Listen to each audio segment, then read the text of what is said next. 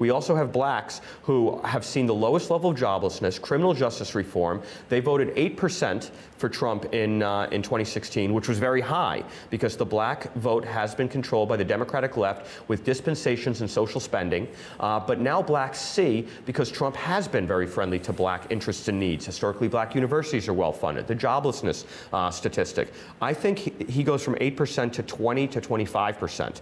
Goes from up to a fifth to a quarter of the black voting electorate, those who actually go out and vote. That's a game changer. These are landslide numbers. I believe he wins by 10+% in the popular vote and by 200 points in the electoral vote. He wins all the states he won in 16, plus the swing states, Minnesota, New Hampshire, Colorado, Nevada, New Mexico, and he even puts New Jersey and Connecticut and Virginia in play, sort of Democrat states. So I think there's a huge silent majority, and there's a huge Tory effect where people are scared to vote for him or admit they're voting for him to pollsters. So you've got an embedded polling skew because people are so scared with what the left has done to the society. And this is even before we see these terrorist Marxist movements of BLM and Antifa start to burn down the cities. Even before the burning down the cities, we've seen for the last year or two, if you support Trump, we try and get you fired from your job so you can never work again and provide for your family. So people are not truthful when a pollster calls them. This is called Tory effect because this was the same thing in the 80s with Margaret Thatcher versus the Labour Party. The elites that did the polling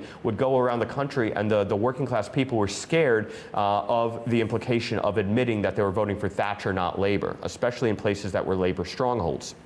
So this concept, I think, is very prevalent in the U.S. today, and I think Trump is really a popular president. I go all over the country. Even this year, where there's been limited travel, I've been in a dozen states, and there are Trump bumper stickers, hats everywhere. In the cities, you cannot wear anything Trump because you'll literally get beat up. And this is like the brown shirts in the 30s, the Tsarist secret police, the Jacobins of the French Revolution. Americans recognize that, and they know something's rotten in the country when that's the case. You may know this lady in Washington, D.C., yeah, who was in the restaurant surrounded by the screaming crowd. Yeah, the mob. That basically they want her to put the fist in the air and they would go, but she refused. How much is this similar to this picture from 1930s in Germany? It's with exactly the men same. who did just like that, yeah, instead of...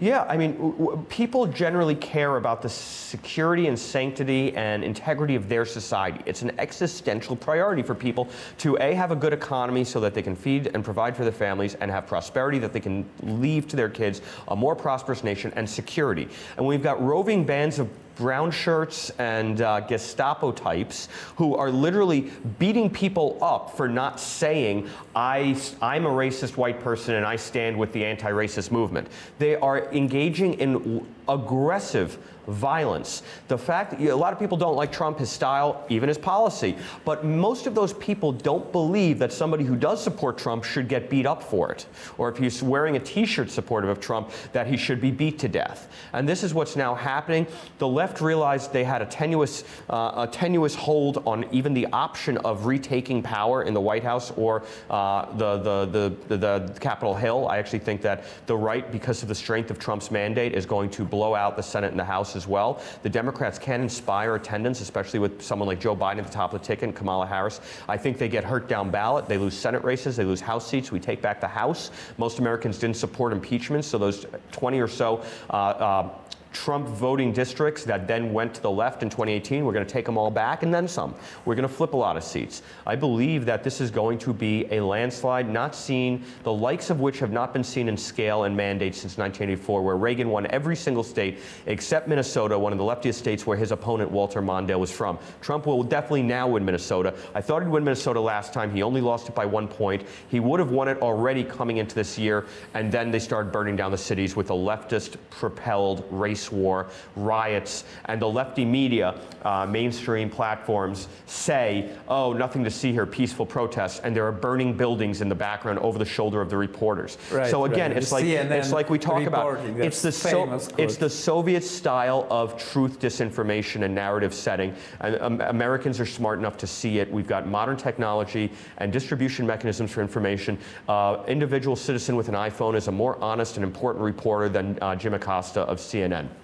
Who lies all the time. Let me ask you one question. First of all, is just one? About a lot of questions, but connected to this. You mentioned that Democrats the Democratic Party is a different party that it was, say, 20 years ago. Progressive radicals. Bill Clinton Democrats were rational, fiscally conservative, economically minded, sensitive to the working class Democrats. Right. After Obama, who was a radical Marxist activist, I knew him in Chicago in the late 90s. I knew who he was. I was sounding the alarm. He was able to sell America on him being a centrist because he was an amazing communicator, very polished, highly intelligent and knowledgeable, and knew that America was yearning for some sort of hope that especially a post-racial election would deliver, curing some of the wounds that we have with race in the country for hundreds of years.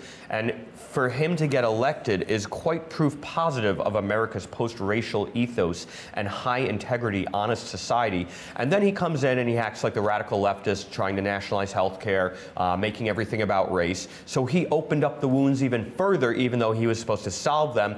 And that really migrated the party further to the left, as well as identity policy, right? The identity politics. And then you have the universities who had met their apotheosis in 2016 of radical left censorship, censoring conservative speakers. And really what happened with the universities, just like the media elite and the political leftist media elite, the politicians as well as their hand-holding, water-carrying media, is that the people who are running these institutions were the same people who were the students in the late 60s who were pushing the countercultural revolution forward with Saul Alinsky tactics of the ends justify the means to deliver socialist utopia from a Marxist framework, very hostile to capitalism and free markets, which is what built America, which is what also helped build Europe into new heights of innovation and prosperity. So these are the people who were doing the sit-ins and the burning the American flag and the protesting the war, and their most radical Marxist violent fringes, the Weather Underground, the Black Panthers, were bombing police precincts, killing cops, bombing Fort Dix, the military installation in New Jersey, to protest the Vietnam War. And these are the people now running the institutions that set the narrative and that educate the next generation with the ivory tower universities, the media, and you can see how they behave. You can see how they believe that anybody who's got a differing opinion than them has to be canceled, has to be pushed out, cannot be given a platform to speak. And they actually believe, because this is a religious cult for them, they have thrown away Western civilization's precepts and fundaments of religion and God and higher order values and methodologies, the Ten Commandments, the fact that the natural rights as given by God are what creates the democracy and the social compact in a constitutional republic. They have rejected all of that for the last 50 years, and we're seeing what that culminates in.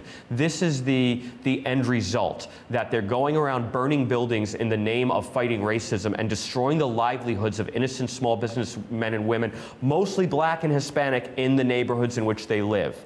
It's absolutely obscene. People are posting the begging cards, like they beg not to destroy this particular business because this is all I have and I'm single mother. Yeah, they don't care. They don't care. This is the mob, and the mob doesn't understand that natural rights of liberty as given by God, because they've rejected God. Their God is the state and the mob, and the state is the mob. Unless you have good Republican constitutional ideals, and a democracy in its purest form is problematic. It's mob rule, tyranny of the mob. The 51% can vote the 49% off the island, or if they're cannibals, into their stomachs.